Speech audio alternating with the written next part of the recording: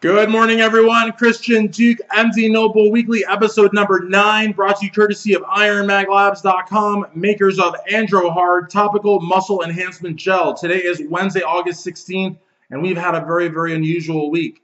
First and foremost, our good friend Rich Piana had a tragedy. TMZ wasted no time, mainstream media wasted no time in reporting what they thought was the news. There was one character from DDN Sports or something to that effect put out a story that our good friend Rich had died. Louis Marco, who you guys know from YouTube, went ahead and shared that on Instagram to over 100,000 people. And as a result, people even today think that Rich has passed away, and it's very unfortunate. I took that DDN guy to task. I made a video available at Strength Addicts, also at Muscular Development Forums. And, before the end of the call, he pulled a story, and by the end of the call, he offered a retraction. And, it's very unfortunate, but, we've had a lot of people speculate as to what they think happened when nobody really knows what happened except for Rich, Chanel, their family, and maybe some members of Team 5%. And it just makes my blood boil that people would use this tragedy as a way to get themselves a center of attention. Now, one thing that I do want to share is that Chanel, Rich's longtime girlfriend, put out a message on Instagram, and it reads, "Leave your inspiring story, well wishes, or messages to be played for Rich Piana by calling 855-845-4982. And that's exactly what we are going to do just now. And I'm going to leave a very interesting message, and I hope that you do too as well. We want to thank you for reaching out to Rich in his time of need. Please leave a message if you wish to share an inspirational story about Rich, or even if you want to simply just wish him well. All messages will be played back to him. Thank you again.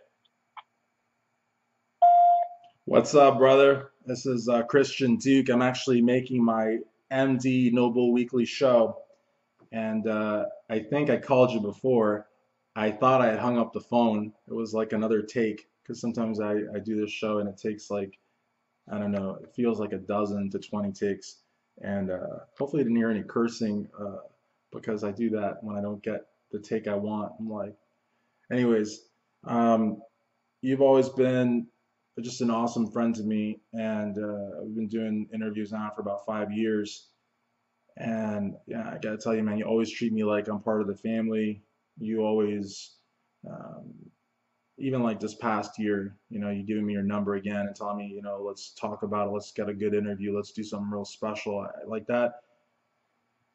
That means a lot to me because honestly, I'm really nobody in the fitness industry. I have a really small website and I don't compete. And, it's just the fact that you would have that much respect for me and what I do, it just means so much. And, I defend you whenever I can because I really believe in what you're doing.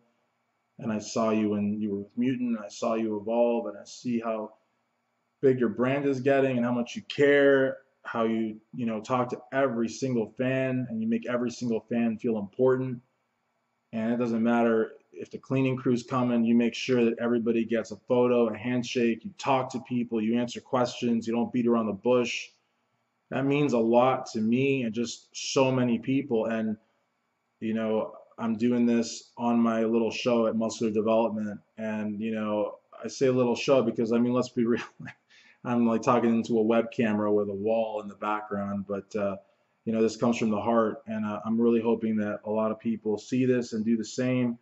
I know that a lot of people really aren't very in touch with their feelings, but I'm hoping that they give you a call and that they share with you, a story, an experience, something. And I hope that this message finds you really well. I love you, brother. Take care.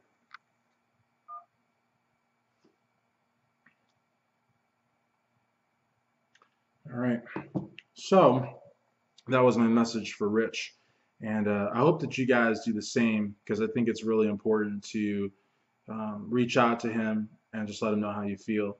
And that's that. Let's move on. Let's talk a little bit about Kai Green. Kai Green is still in the IFBB. He is still planning on doing future Mr. Olympias. He is not doing this year's Mr. Olympia. And I want to give kudos to Digital Muscle Media's Dan Solomon, who put out a video debunking the fake news that was being released on other websites, and was quick to say that what he did which other people could have done. I couldn't have done it because I don't have the relationships that Dan has and other people have. But he reached out to Aaron Sinnerman. He reached out to Kai Green's business partner. He reached out to Kai Green's company, and he verified what was in fact happening. And what was in fact happening is that Super League is paying Kai to make an appearance at an event that coincidentally will be at the same time, place as the Mr. Olympia in Las Vegas for Super League. But that does not mean, as Nick's Strength and Power reported, that Kai Green is no longer an IFBB pro, that Kai Green has left the IFBB, that Kai Green will no longer do any IFBB pro shows, or that Kai Green will never do another Mr. Olympia again. Those were entirely, whether they were fabricated or they were just completely bunk, they were reported as news and they were not. And unfortunately, we're not limiting it to a YouTube channel, but Dave Palumbo of RxMuscle.com citing Nick's Strength and Power simply for the fact that A, he had over 150,000 subscribers, and B, because of the fact that he spoke with such confidence, must have been telling the truth. And then Dave went on a tangent to speak directly to Kai insofar as how much of a disservice he was doing to himself by leaving the IFBB. So unfortunately, not everyone has the journalistic integrity of a Dan Solomon who would actually pick up the phone. Now, see, Aaron Sinnerman worked for Dave. When the whole thing happened with Dallas and Sean here at MD, they went and did an interview at RX. So the relationship is there. Dave could have picked up the phone and called, as opposed to just made a video to be the first one out, and I don't know if he did or did not, but I know that Dan called Aaron and Dan called Kai's business partner, and I know that if someone is saying that Kai Green is jumping ship, what I would want to know, as a journalist, is I would want to speak. I mean, ultimately, I'd want to speak to Kai, who Dave also has a relationship with, just like Dan Solomon. Dan Ray's the picture guy. But I would want to hear from Kai, if not Kai, Kai's business partner, if not Kai's business partner, Aaron Singerman. I'd want to hear from someone credible, not to say that Nick's Strength and Power, the YouTuber, is incredible, but in a story of this magnitude, I would want to know concretely, or as concretely as possible. And Dan is the kind of journalist that I aspire to become or to be. And Dave leaves a little bit to be desired. Next, I'd like to talk about Louis Marco. Now, Louis Marco, we all know, is quite possibly the biggest bodybuilding YouTube celebrity out there. Of course, there's the Hodge twins and Jason Blaha and Mark Lobliner and them. But in terms of specifically bodybuilding, specifically whether it's celebrating or trolling is entirely up to you. But specifically, IFBB bodybuilding from a YouTube celebrity, quasi-celebrity perspective, Louis Marco would be the man. And Louis Marco has, in the last few days, seen his many of his YouTube videos, his biggest earning YouTube videos, because don't forget, YouTube is monetized. He has seen them demonetized as not fitting with advertiser-friendly criteria. So many of the videos that are getting hit with these dings are still making money, but they might be making him 5, 10, 15% of what he used to make. Okay. Next, he got blocked on Facebook for 30 days. And now he's seeing some of his posts on Instagram also getting dinged and possibly being removed. So earlier in the year, there was something called Adpocalypse, which a lot of the big YouTubers were talking about.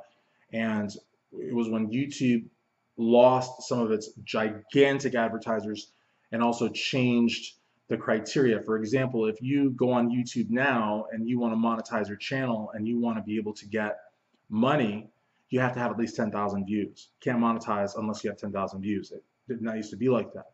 So if you have a channel, let's say you want to have a channel and make some money and do some shows. And these shows do take time. I mean, let's be real. Let's look at Louis Marco. Let's look at Rich Piana. Let's look at Kali Muscle. Let's look at the Hodge twins. I mean, they put, especially Rich Piana and Kali Muscle, they put a lot into graphics. They put a lot into intro music. For example, Johnny Bravo, who is a documentary filmmaker, investigative journalist, spends a lot of money on his intro music and and you see, because on YouTube, anything that's copyrighted will have all the audio removed. So a lot of folks, kind of like what they would do with Blake Selby, who was just a great, talented musician that would create tracks for bodybuilding posing seminars and that kind of thing, bodybuilding DVDs. Blake Selby, what's up? Um, it's very expensive to have songs made just for you so that they pass the rigorous rigmarole that is the copyright hunt. You know what I mean? You want to make sure that your videos can be monetized and make top money, because then if they can't, you're out money that you spent on your video editor, your studio, your cameras, all that stuff. This is a major production. Now, if you get through all that, you can make a shitload of money. Not anymore, though, because now YouTube's cracking down. And not only just cracking down, because cracking down suggests that something wrong has been done, YouTube's just getting really stingy as fuck, and they just don't want to pay. You know what I mean? And they're the only show in town. I mean, you can go to Vimeo, but you're not gonna make any money on Vimeo, I don't believe. You certainly won't make any money on Facebook. So, I mean, when it was good, I would say it would have been like 2012, 13, 14, 15. I knew people that were making $10, $15,000 a month just on Google AdSense. They quit their jobs and that's all they did. 24/7 was put out videos. And now, who knows if that's going to happen. Louis Marco says that he's got personal training clients, but I don't know how many people are going to Louis Marco for personal training, and they may, but as soon as the videos stop coming out, now he says he's going to keep doing the videos, and he says it's not going to stop. Let's see. Let's see what happens. I personally don't believe, if I had the money, and I don't know what Louis charges for personal training, but if I had the money and I could get whoever I wanted and I was doing competitions, I'd much rather have a Chris Aceto, a Hani Rambod, or George Farah, Dennis James, you know what I mean, than, a John Meadows, than Louis Marco. But that's just, that's me personally. You know what I mean? So I don't know how many people he actually has, what he charges. I don't know. But it's interesting. Now, the next story I want to talk about is Big Ramy. Now, right after, see, I like to do these videos late on a Tuesday, but I've come to the realization that no matter how late I do them, if something's going to happen after I submit it to Jordan, it's just going to happen. So last week, after I submitted my video, Chad Nichols, I think it was the very next day, like at 5 in the morning, Chad Nichols put out a picture of Big Ramy, and he called bullshit, and he said this is not real. I mean, this is not real. And what it was it was a comparison. Of course, Dave Palumbo and the other folks followed in suit after. But you took a picture of Big Ramy from 2016, about 7 weeks out, and he compared it to a photo of Big Ramy at around 6.5, 7 weeks out from 2017, allegedly. And he said, this is just not possible. Look at 2016. First off, 2016, he's showing his legs. Now, that's something that Big Ramy has not done even up until now. And now we're like, I believe, either at 4 or under 4 weeks from the big show. He won't show his legs. Now, maybe there's a big buildup. Maybe there's really nothing under, those sweatpants to really write home about. Maybe his legs are smooth. Maybe there's nothing there. I don't know. Now, Chad was not saying that Big Ramy was not ready, and Chad was not saying that he didn't, do his homework. He was just saying that that was a 9-week out photo being used as a 6-week out photo, and it could either mean that, and I believe he was implying that it was a psych out more than anything else, but other folks have speculated that it could mean that Big Ramy's prep is not really where it needs to be. What I will say, though, in terms of Big Ramy and what I said last week, I mean, he's a phenomenal bodybuilder, but again, it's all about priorities. His biggest hindrance is also his biggest draw, and that is size. But at 335 pounds, 5.5 to 6 weeks out, this guy's going to be well over 300 pounds. I mean, there's just a whole speculation that Jay Cutler and other people have talked about, saying that at 300 pounds, Big Ramy will probably not be dialed in. But what's to say he's going to be 300 pounds? I'm thinking he might be 305. He might even be 310. I mean, he's not going to lose 35 pounds of muscle mass or 35 pounds of weight because he doesn't have a lot of fat on him. When you look at him, he doesn't have a lot of fat. He's a little bit bloated. He's holding water, yeah, but not fat. So it's interesting. And the thing about it is that all over his Instagram and social media, he has said that he is focusing on dialing it in and growing at the same time. So this is someone who probably will not want to lose a lot of size. So I would imagine, he comes on stage at 305, 310, he might not even be in the top 5. Forget about winning the Sandow. I mean, you come in at 310, what is he, like 5'8", 5'9"? There's no way he would come in dialed in. There's no possible way. He'd be too damn big. You know what I mean? For a guy that, weighing a lot less wasn't dialed in to win the Mr. Olympia, coming in that heavy, I don't know. Also, let's talk a little bit about the Kentucky Open that I just went to last Saturday in Frankfort, Kentucky. Gene and Tina Gooch show. I had a phenomenal time. A lot of talent. A lot of folks headed to the North Americans. My good friend Gary Udit has told me that right now it's looking like 1,200 competitors, the very best from Canada, the United States, and Mexico. And don't forget, the North American is an international competition. To me, honestly, it's one of my absolute favorites. And I say one of, there's only four, right? So let me just go ahead and like remove any suspense. It is my favorite. Team Universe is like a very close second, almost a tie for first. I really like Team Universe because the winners go on to compete and represent the United States in the World Games. I like events that are international because there's a lot of international influence here in America. There's a lot of countries all around the world. The IFBB is the International Federation of Bodybuilders. I just like the international flair, and I think that there's a lot of Canadian athletes that are very deserving of pro cards that cannot get them in their country because of the fact that there are so few that are up for grabs there. And a lot of them, let's be real, a lot of folks, if given the opportunity between what's available in Canada and a first-class production put on by none other than your NPC Mid-Atlantic Zone Chairman, Mr. Gary Udit. I mean, to me, just speaking for myself, it would be a no-brainer. I want to do the show that Gary put on, but that's just me. All in all, it's going to be a fantastic event. We're going to have a ton of new IFBB pros, hardworking men and women that have really brought it at the local, regional, and state level. It's time for them to graduate into the pro division. I think they're going to bring a lot of talent.